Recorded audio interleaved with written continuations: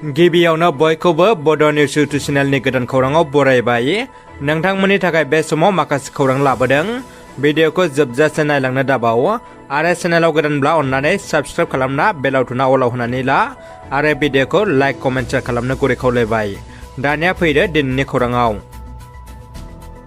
गिबि खौराङाव दङ गसाइगावनि रायमनायाव मिलेट आदारजों लोब्बा लानानै सांग्रांथि हाबाफारि बानजायदों। माहारियारि मिलेट सानजों लोब्बा लानानै सराइबिल रायमनानि खरक भवनाव मिलेट आदारनि सायाव क'क्राझार जिल्ला आबाद बिगियाना सांग्रांथि हाबाफारि लायो। बाज्रा जवार बायदि आबादनिफ्राय माबायदि मिलेट मोननो हायो आरो मिलेटआव मा रोखोमनि देहानि थाखाय मुलाम्फा होग्रा प्रटिन मोननो हायो बिनि फारसे गुवारै फोरोंथाय होयो आबाद बिगियान बिफाना। बे हाबाफारियाव बाहागो लादों आदिबासी वेलफेयार एस'सिएशननि मावफुं सोद्रोमा लखन सरेनजों लोगोसे मावफुं सोद्रोमा अमृत बेग आरो आबाद बिगियान बिफाननि गोनोखो अर्पणा शर्मा चक्रवर्ती आरो प्रियांका बरा बिथांमोना। बारग' एनडिएफबीफोरनि थाखाय मोनसे जोबोद गोजोनथाव खौरां। साफ्रोमबो बारग' एनडिएफबीनि सोद्रोमाफोरखौ मोनसे गोनांथार फोरमान बिलाइ लांफैनो खावलायदों। बे फोरमान बिलाइनि गेजेरजों बारग' एनडिएफबीनि सोद्रोमाफ्रा आसाम पुलिसनि साख्रियाव एप्लाइ खालामनो हागोन। दिनै 14 अक्ट'बराव क'क्राझार जिल्लानि बारग' एनडिएफबीफोरनो फोरमान बिलाइखौ हरगोन। चिरांनि सिडली सिलगाग्रि थावनियाव सोद्रोमाफ्रा फोरमान बिलाइखौ लांफैनो हागोन। बे गोनां बाथ्राखौ मिथिहोदों एमसिएलए सायखं बसुमतारिया। अन्थाइबारि माया क्लाब एन्ड लाइब्रेरिया 15 अक्ट'बरनिफ्राय खुंफुंगोन मुंख्लं दि जाब्रां गोसोखांथि जोलुर बादायलायनाय। चिरां जिल्ला बेंटल अन्थाइबारि माया क्लाब एन्ड लाइब्रेरिनि बानजायनायाव बोसोरफ्रोमबो खुंबाय थानाय बायदि देग्लायबो बर' हारिनि आलदा रायजो बडलेण्ड सोरजिनि थाखाय मुंख्लं जानाय बिर जोहोलाव मुंख्लं दि जाब्रां गोसोखांथि जोलुर बादायलायनाया बोहैथि दाननि 15 अक्ट'निफ्राय जागायगोन। देग्लाय 2023 मायथाइनि मुंख्लं दि जाब्रां गोसोखांथि जोलुर बादायलायनाया गासै 13था बादायारि हानजाखौ लानानै खुंफुंजागोन। गिबि सानाव हरथार 15 अक्ट'आव गेलेगोन Hunters Club FC versus Badland Rider FC मोननै हानजानि गेजेराव बादायलायनाया जागोन। बे जोलुर बादायलायनायाव आलासि महरै बाहागो लागोन बिटिआरनि मावफुं सोद्रोमा रन्जित बसुमतारी आरो 37 नं सिडली बियाबनि एमएलए जयन्त बसुमतारी बिथांमोना। लोगोसे बे जोलुर बादायलायनायखौ मेहेर गोनां खालामनो थाखाय बयजोंबो सिनायजाग्रा बर' सावथुन मुलुगनि फावखुंग्रि गेमस्रि दैमारि बिथाङा नुजाथिफैगोन।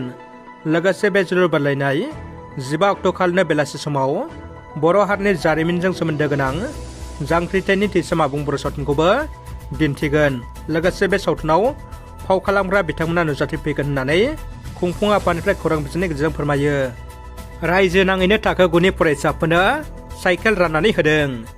आसाम प्रज्ञान भारती स्किमनि गेजेरजों रायजोआव साइकेल राननाय हाबाफारि लादों।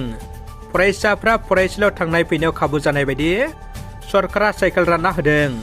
आसाम सोरखारनि स्किम बायदियै बाक्सा जिल्लायाव फरायसाफोरनो बाइसाइकेल रानदों।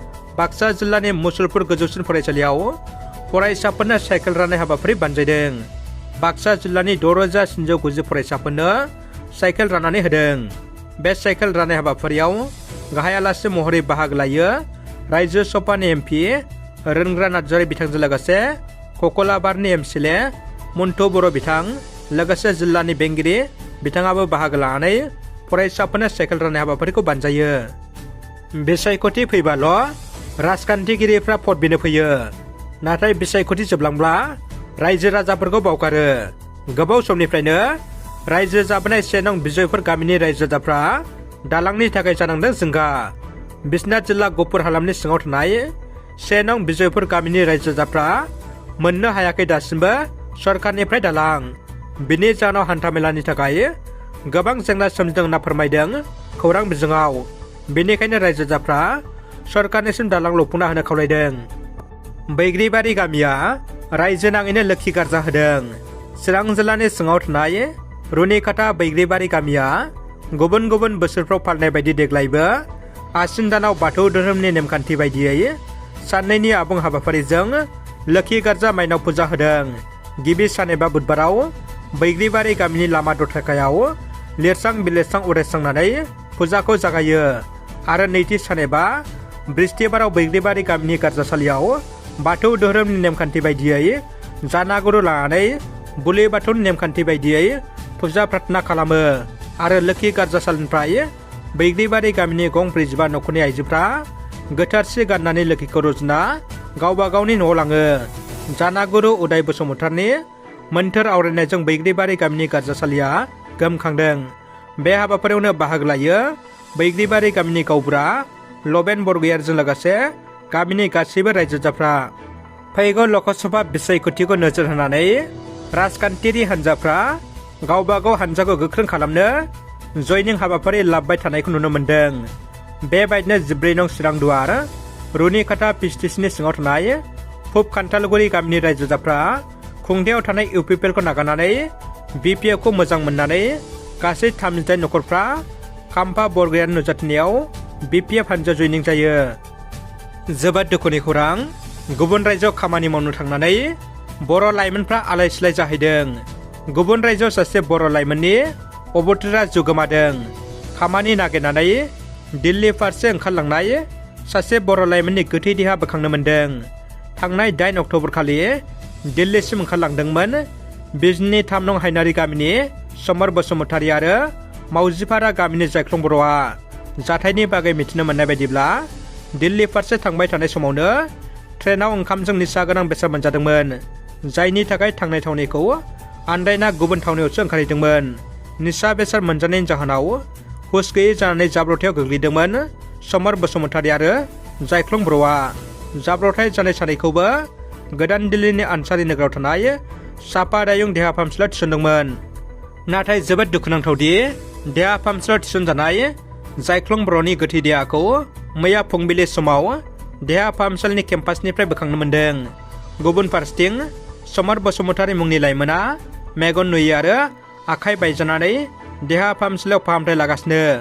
चिरांनि बिजनी बर' बाजार मावजिपारा गामिनि बिफा बिजय बर'नि सासेल' फिसाज्ला जायख्लं बर'नि अबथिरा जिउ गोमानाय जाथाया सोमोनांनाय थासारि सोमजिहोदों। आसाम प्रज्ञान भारती स्किमनि साइकेल राननाय हाबाफारि लादों काजलगावनि पेरेड गेलेग्रा फोथाराव। चिरां जिल्लानि पेरेड गेलेग्रा फोथाराव सरकारि गोजौ फरायसालि थाखो 9आव फरायबाय थानाय फरायसा फरायसुलिफोरखौ गुन गोनां सोलोंथाइ होनांगौनि नोजोरजों चिराङाव गासै 8,000नि बांसिन फरायसाफोरनो बेसेन नाङालासे साइकेल राननाय हाबाफारि मावफुंदों चिरां जिल्ला सोलोंथाइ बिफाना।